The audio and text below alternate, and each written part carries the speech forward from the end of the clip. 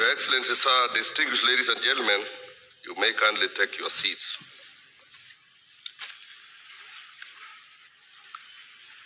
Your Excellency, the President, the leadership of Parliament as led by the Speaker of the National Assembly, the Cabinet Secretary for the National Treasury, and all Cabinet Secretaries present, representatives of our development partners, Chief Executive Officers of financial institutions present, Principal Secretaries present, distinguished ladies and gentlemen, good morning and welcome to this historic presidential assent ceremony.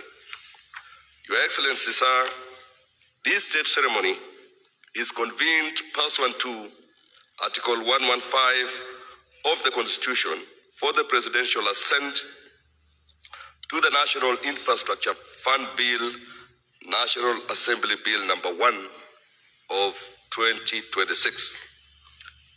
This legislation heralds a new chapter in mobilizing long-term capital to build the infrastructure backbone needed to propel Kenya to first world status within a generation.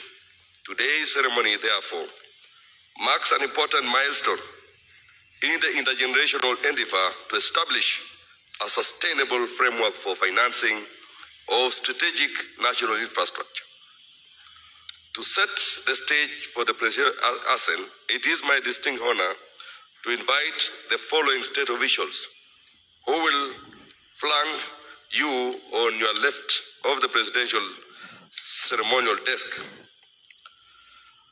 The Cabinet Secretary for the National Treasury, the Cabinet Secretary for Environment and Climate Change, Governor of the Central Bank of Kenya, the Principal Secretary for the National Treasury, and the Solicitor General. On the right, we'll have the parliamentary leadership led by the Speaker, Majority Leader, Chairpersons of the Departmental Committee on Finance and National Planning, the Majority Whips, Deputy Majority Whip,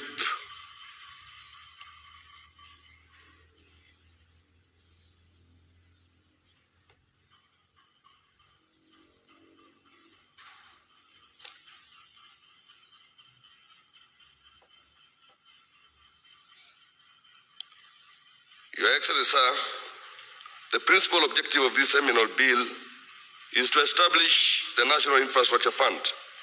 The fund is designed to mobilize private capital from non-traditional sources of infrastructure finance, including domestic pensions fund, collective investment schemes, sovereign wealth funds, and climate finance.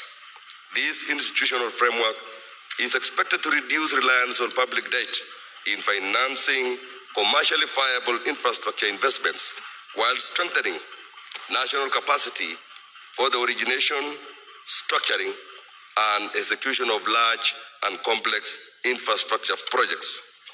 This landmark legislation further defines national infrastructure eligible for support under the fund to include projects such as national highways, railway networks, airports, seaports, and electricity generations, transmission and distribution infrastructure, among others. As part of the nation's accountability framework and in keeping with the global best practices, the fund will be governed through a two-tier governance structure.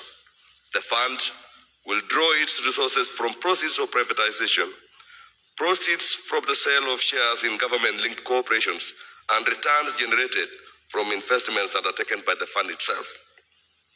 This legislation, therefore, represents a significant step in addressing the constraints in fiscal space while creating a sustainable institutional mechanism for financing Kenya's long-term infrastructure needs. Your Excellency, sir, with the National Assembly having discharged its constitutional lawmaking mandate in enacting this important legislation, it is now my most humble duty to petition Your Excellency as head of state and government to exercise the authority conferred upon you under Article 115 of the Constitution and assent to the National Infrastructure Bill 2026 into law. Your Excellency, sir, with your kind permission, I now invite the Clerk of the National Assembly to present the vellum copies of the bill for your consideration and assent. The Clerk.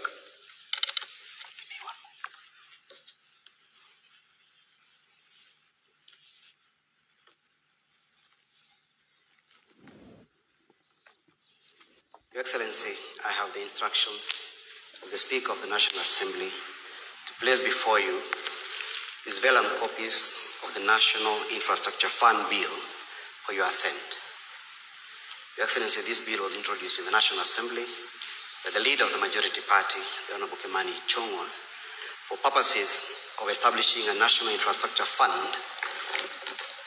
Your Excellency, during the period of consideration of the government-owned enterprise bill, which is now an act of parliament, thereafter, during the public participation process of the consideration of sessional paper number 3 of 2025 on the partial divestiture of the government shareholding in Safaricom PLC, it became apparent that there is need to provide a comprehensive framework for purposes of anchoring appropriately the National Infrastructure Fund.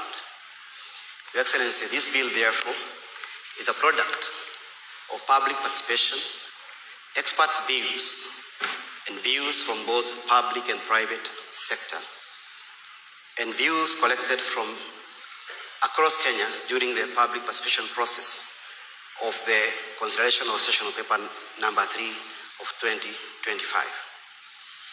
This bill, Your Excellency, is also a product of the ingenuity of the 13th Parliament to pick views of the public, views of the experts, to come up with a product that will anchor the National Infrastructure Fund. Your Excellency, this bill provides for the establishment of the National Infrastructure Fund, and it is intended to mobilize private capital for non-traditional sources of infrastructure finance.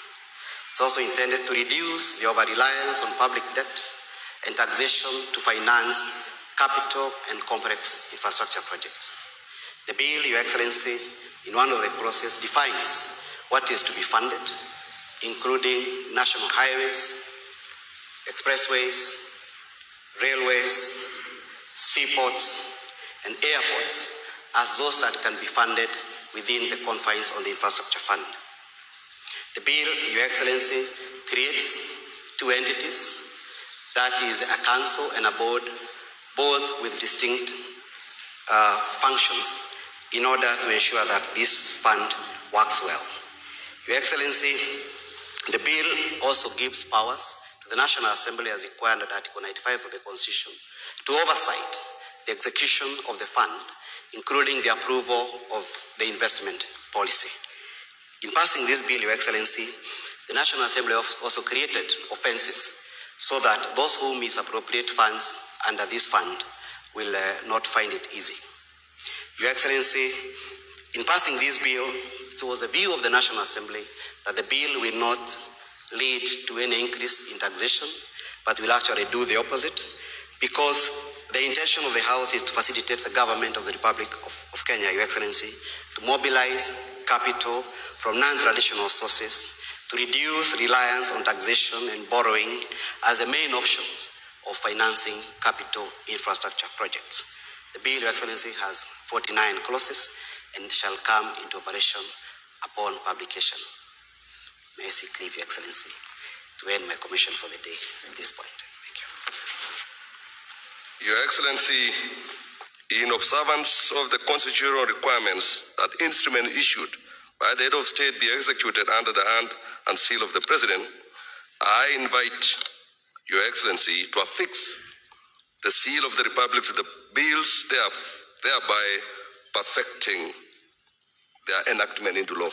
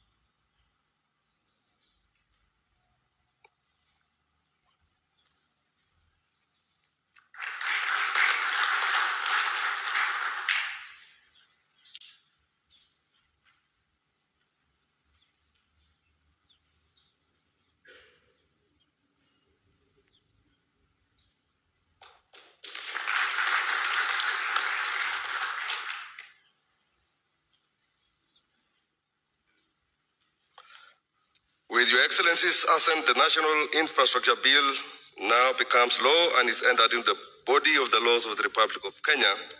Through this enactment, the nation's journey towards first world status is firmly placed on course.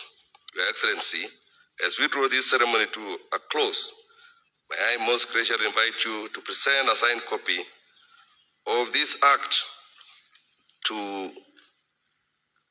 the witnesses on your right, on your left, and thereafter your witness on the right.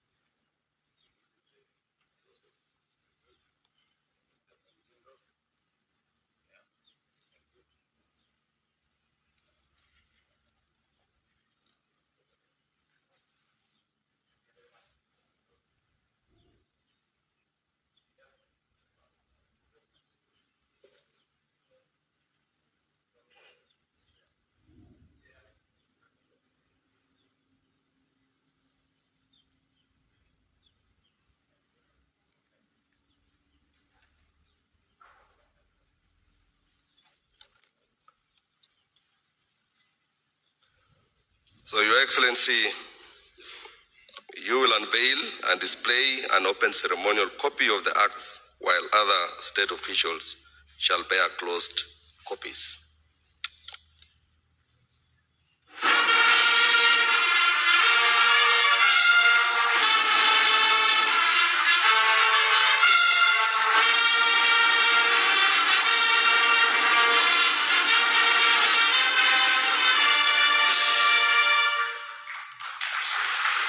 I thank you, Your Excellency.